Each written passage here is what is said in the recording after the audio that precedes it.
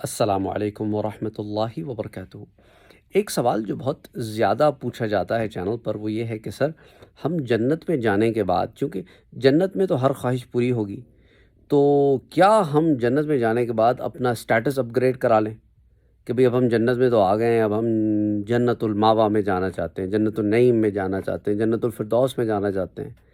تو اب چونکہ جنت میں تو ہر خواہش پوری ہوگی، تو اب یہ خواہش بھی اللہ تعالیٰ پوری کرے گا اور ہماری سب کی جنت جنت الفردوس ہو جائے گی۔ اب یہ سوال کیوں جنم لیتا ہے میں آپ کو بتاتا ہوں۔ یہ سوال اس لیے دماغ میں پیدا ہوتا ہے کیونکہ ہم دنیا کے ذہن سے جنت کو سوچ رہے ہیں۔ ہمارا نفس بھی دنیا والا ہے، ہم سمجھتے ہیں کہ ہم اسی نفس کے ساتھ جنت میں داخل ہوں گے۔ پہلے تو سمجھیں کہ جنتی جب اسے پتہ چلے گا کہ میں جنت میں جانے والا ہوں، اس کے خوشی کا عالم یہ ہوگا کہ وہ پھولا نہیں سمائے گا کہ میں جنت میں جا رہا ہوں۔ میں تو اس قابل ہی نہیں تھا کہ جنت میں جاتا، اللہ نے مجھے جنت میں بھیج رہا ہے۔ اس ایکسائٹمنٹ میں ایک آدمی جسے امید ہی نہ ہو کہ کوئی چیز اس کی ہو جائے گی، اس کی وہ شے ہو جائے، وہ تو پھولے نہ سمائے گا۔ مثال کے طور پہ آپ کو امید ہی نہ ہو کسی شے کی، اور کہیں سے آپ کا ایک ایسا کام ہو جائے جس کی امید ہی نہیں تھی کہ یہ کبھی ہوگا، تو آپ تو پھولے نہیں سماؤ گے۔ مثال کے طور پہ آپ کو امید ہی نہیں کہ آپ کا میڈیکل کالج میں ایڈمیشن ہونا ہے، اور آپ کے ملک کے بہترین کالج سے آپ کو کال آ جائے کہ سر آپ آ جائیں، تو کیا اب آپ اس کالج میں انٹری کے بعد کچھ اور سوچو گے؟ نہیں سوچو گے، آپ تو اس کیفیت سے باہر ہی نہیں آؤ گے۔ تو جنتی کا بھی یہ عالم ہوگا۔ اب جب وہ جنت میں داخل ہوگا تو اب اس کی خوشی اور بڑھ جائے گی، وہ کہے گا ہیں اتنا سب کچھ، میں تو یہ سوچا بھی نہیں تھا، میں تو یہ بھی نہیں سوچا تھا، میں تو یہ بھی، او یہ بھی ہے، او یہ بھی ہے۔ وہ اتنا کنٹینٹ ہوگا مینٹلی اور ایموشنلی۔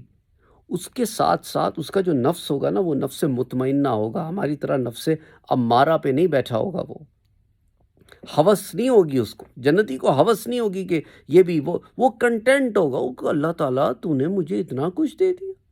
اچھا، اللہ سبحانہ و تعالیٰ، ایک حدیث میں نے آپ سے شیئر کی تھی، بلائے گا جنتیوں کو اور کہے گا کہ مانگو اور کیا مانگتے ہو۔ وہ اس وقت کہیں گے کہ باری تعالیٰ جو کچھ تو نے ہمیں عطا کیا یہ اتنا کچھ ہے، اور کیا چاہیے؟ اور تو کچھ نہیں چاہیے۔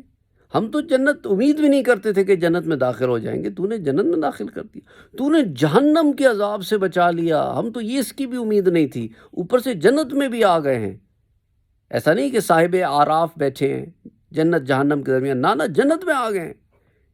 جنت میں تو ایک چھوٹی سی کٹیا بھی مل گئی تو یہ بھی ہمارے لیے بہت تھا، تو نے تو اتنی بڑی جنت دے دی، اور کیا چاہیے ہمیں تو کچھ نہیں چاہیے۔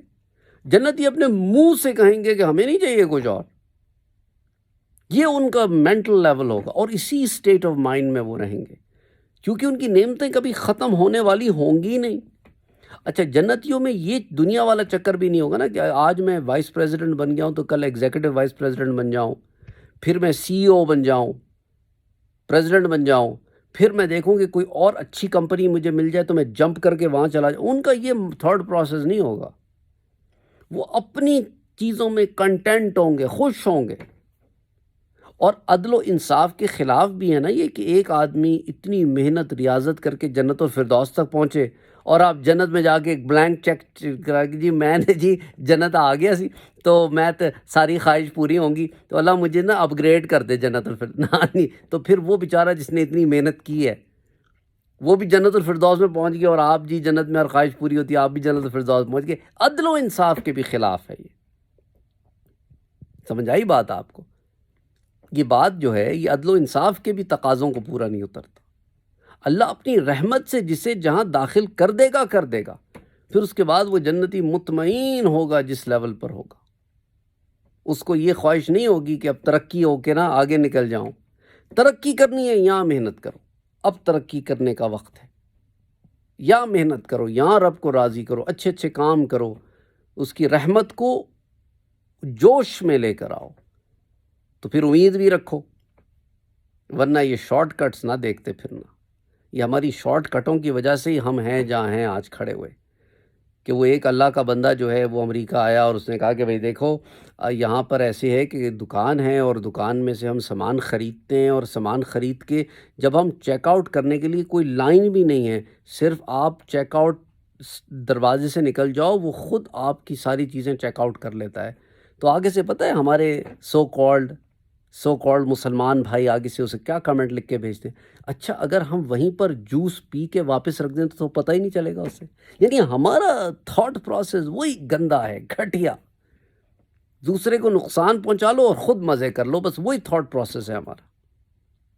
اس لیے ہمارے ذہن میں یہ سوالات بھی آتے ہیں۔ پہلے زمانے کے لوگ اس طرح سوچتے نہیں تھے کیونکہ ان کی سوچ کرپٹ نہیں تھی، ہماری سوچ کرپٹ ہے۔ ہر جگہ شارٹ کٹس، ہر جگہ شارٹ کٹس، کام دھیلے کا نہ کرنا پڑے اور لگ جائے چاندی، بیٹھوں میں کروڑوں اربوں کے پیسے کے ڈھیر پہ اور محنت کچھ نہ کروں، اور اس کے بعد بھی محنت نہ کروں۔ تو خدا کے لیے اس مائنڈ سیٹ سے باہر آئیں، اور ہم نے آخرت کو بھی اسی مائنڈ سیٹ سے سوچنا شروع کر دیا۔ مسئلہ سارا یہ ہو گیا، ہماری سوچ ہی اتنی نیگیٹو ہو گئی ہے۔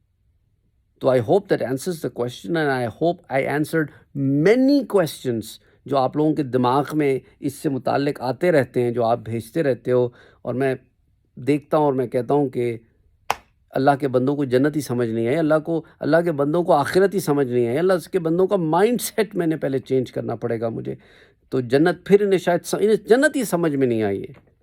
حالانکہ میں نے الحمدللہ ثم الحمدللہ اللہ کے فضل و کرم سے بہت سارے، آپ کو 500 سے زائد دروس جنت پہ دیے ہیں، شاید اس سے بھی زیادہ، 1000 کے قریب دیے ہوں اگر مختلف کیٹیگریز میں لا لی جائیں، لیکن پھر بھی لگتا ہے کہ جنت سمجھ میں نہیں آئی کچھ لوگوں کو، یا انہوں نے وہ دروس دیکھے نہیں ہیں۔